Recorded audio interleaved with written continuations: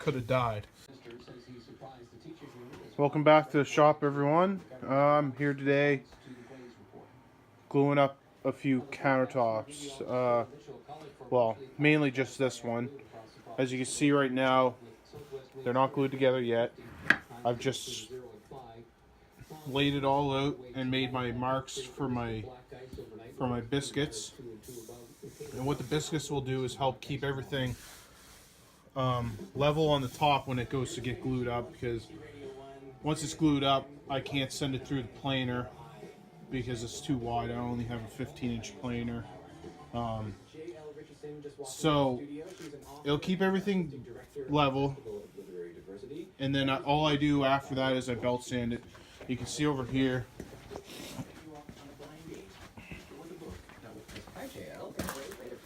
Turn down that radio. You can see this one is one that I did yesterday. Well, it was glued up on the weekend, but I took it out of clamps yesterday and sanded it with my belt sander. As you can see, it came out very smooth.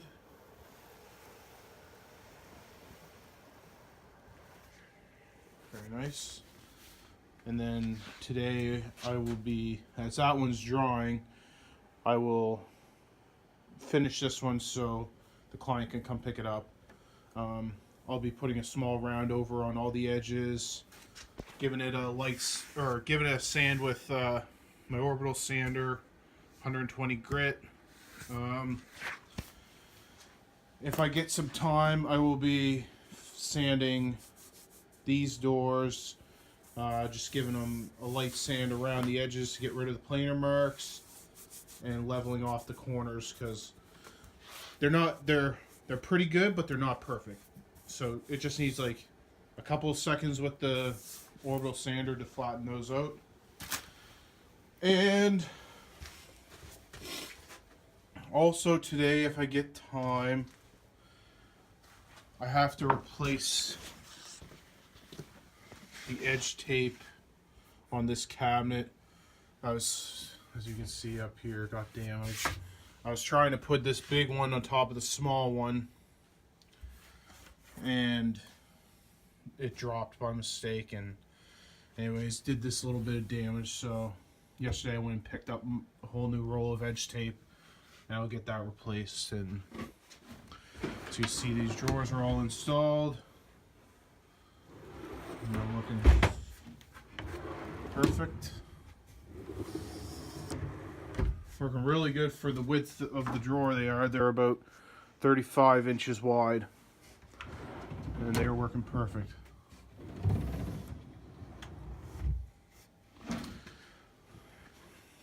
And then in this cabinet, I might not be able to get to this today. Depends what I decide to do today, but I need to build standouts.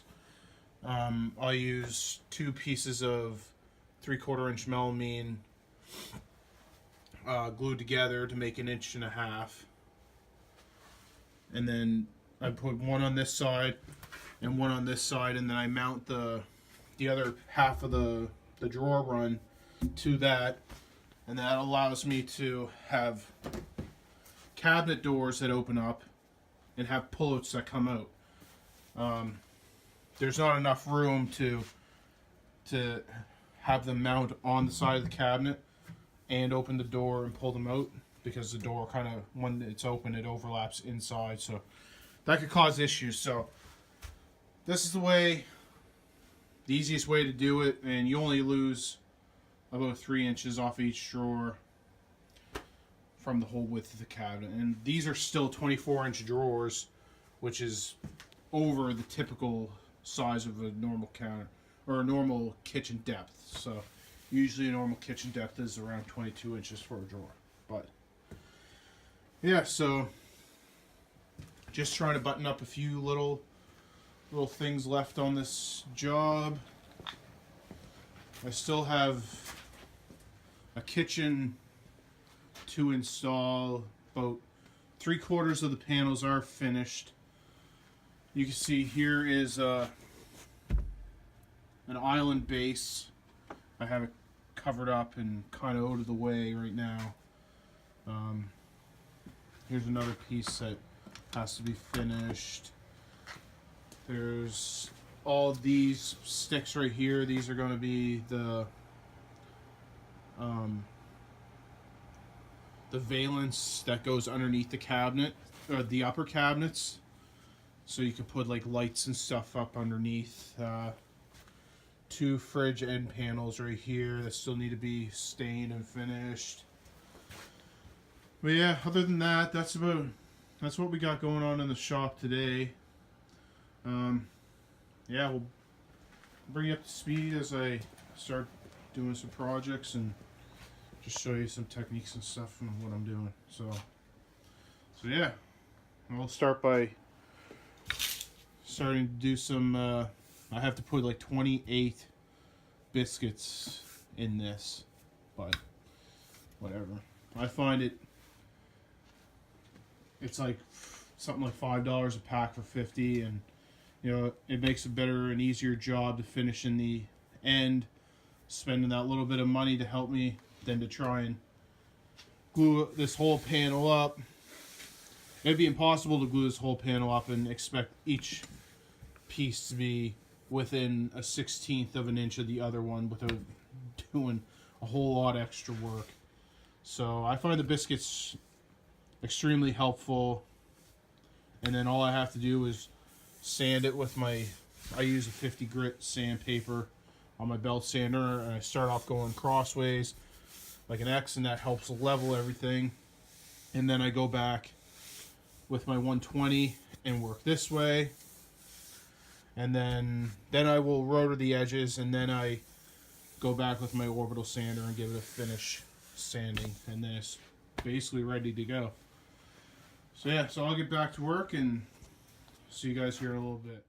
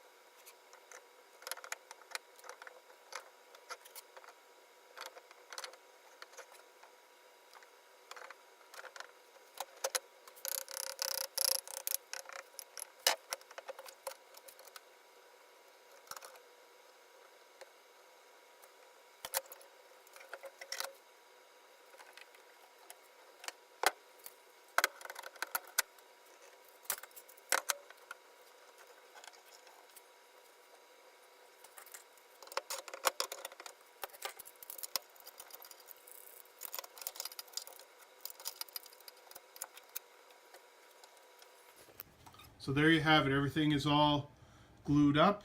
I'm going to take this off my workbench and just stand it up against this bench here for the time being until it dries. Technically, this can be taken out of clamps in, I would give it a half hour, but I think just because it's so thick, I'm gonna give it a whole day, and I won't take it out of clamps until tomorrow, and then I'll finish sanding it tomorrow. But in the meantime, we're gonna get at that one right there, finish that one off. Maybe the client can pick it up later today. Finish that one. That should take 20-25 minutes. maybe finish sanding these doors, and we'll see what time it is then, and see what we can do. Maybe we might even get on to re-edge taping. I'm sure we'll probably have time to re-edge tape that cabinet today too. So we'll do that, and I'll see you. So I've been working on this a little bit. I have the bottom side of it all rotored. As you can see, this is the bottom half. It's all tapered here. Focus.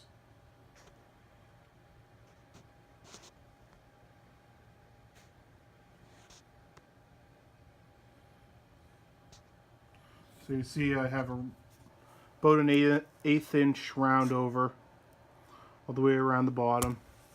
This is the top. It's going to be getting the same treatment as well. So basically what I'm using is this 1/8 inch round over bit in my Porter cable router. And I have it just set so the surface is at the round over. I'm not actually cutting that flat face detail in. So I didn't happen to catch this on film, but a pretty scary thing just happened to me. As I was belt sanding the top, I was just giving it a final, well, not a final, but a final belt sand with my 120 grit sandpaper on the belt sander. And as I was going back and forth, it was just as I started the sander up and I was making my first full pass, all of a sudden I felt something shoot out, like it happened like almost like a gunshot. It shot out from inside the belt sander somewheres and went over, hit the wall here, and like bounced back and like slid under the bench. Luckily it didn't bounce like up and back at me. And then so I stopped the machine, kind of like inspected it, like shook it around a bit, and this little screw fell out of it. And you can see this screw is actually like sanded in half. And what actually shot out and hit the wall there was this guide inside of the sander, and it actually sanded through this guide somehow. I don't know. I always have my guides like set perfectly, and I'm always adjusting them so they don't ride on the inside, but so it sanded right through this guide, split the screw in half, and I guess as I started it up, somehow it managed to shoot out of here and right into the wall. Anyways, I could have died. Anyways, this kind of goes to show you that you should always wear your protective gear while you're working, because you never know when a mechanical failure could happen, or wood or something could break off or fly into your eyes or any of your extremities and hurt you seriously. So there you go. Obviously this machine is over 12 years old, so it's not really under warranty. I did call MAKITA. This particular piece is around $8 to replace. I may take a trip over to the MAKITA factory service place and get an estimate to see what all this needs. I know it needs a few little things here and there, and I know a new sander's around $250, so I might try to invest. I might invest the money back into this tool. See, it runs fine. It just needs like it could use a new bag, and I know there's a little plastic thing on the adjuster that needs to be replaced. So just small little things, but probably needs about $30 to $50 worth of parts probably put into it, but might be worth it if I can get a long over 10 more years. If I can get 10 years out of it, putting $50 into it, I think that would be definitely worth it. So yeah, I just wanted to share that, and also just finishing up sanding this. I'm gonna continue to use the sander and carefully watch my tracking, and then just give it a sand with 150 grit on my orbital sander, and then this top will be ready to be taken to the customer's house. I think the customer will actually pick it up and is going to finish them themselves. I recommended putting an oil on, any kind of oil. Like, I usually just use canola oil or olive oil, something you just whatever you have laying around. So, and it does bring out the, you can see I have cherry in here and maple, so it'll really make that cherry pop once you get some sort of finish on it. So yeah.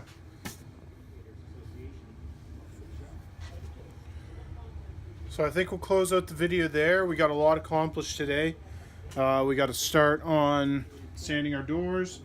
I decided to quit here for the day and go up to the computer and maybe edit my last video, which is on making the drawers. You can see we have our 1/2 inch pieces installed on each side of these pantry drawers. They pull out nice and easy, just like they should. We have a shelf installed here, and again, this lower portion here is actually going to sit opposite, so that's a lower and this is an upper, and they'll actually be switched and sit on top of each other. Here you can see the lower drawer's working good. So yeah, I think we got a lot accomplished today. We're pretty much on the home stretch for this job. All we have to do is cut out end panel, which is right here, or 3/4 inch plywood, and that actually gets mounted right on this side. This side's against the wall, so that's no concern. But so this side gets the end panel installed, and yeah.